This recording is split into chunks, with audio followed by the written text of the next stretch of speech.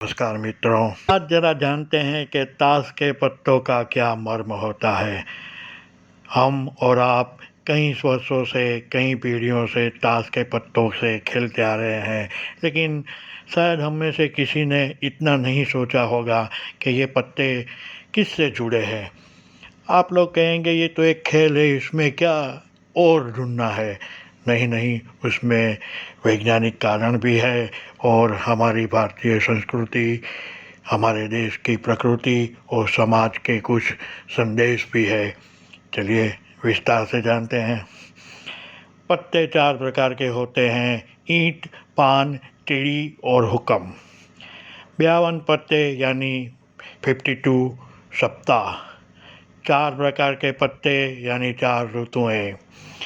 प्रत्येक रंग के 13 पत्ते यानी प्रत्येक ऋतु में 13 सप्ताह। सभी पत्तों का जोड़ 1 से 13 91 इंटू 4 364 364। एक जोकर 364 प्लस 1 365 दिन, एक वर्ष समाप्त।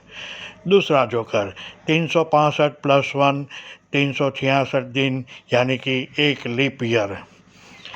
52 पत्तों में 12 चित्र वाले पत्ते यानी कि हमारे 12 महीने। लाल और काला रंग, दिन और रात। प्रत्येक 13 पत्तों को मिलाकर कुल 52 पत्ते एक कैसे, दस्सा, गुलाम, रानी और राजा। पत्तों का क्या अर्थ होता है, चलिए जानते हैं। दुक्का यानी कि पृथ्वी और आकाश। टिक्की ब्रह्मा, विष्णु, महेश।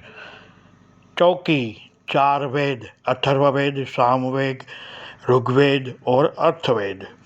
पंजी पंच प्राण, प्राण, आयान, ध्यान, उदान, समान।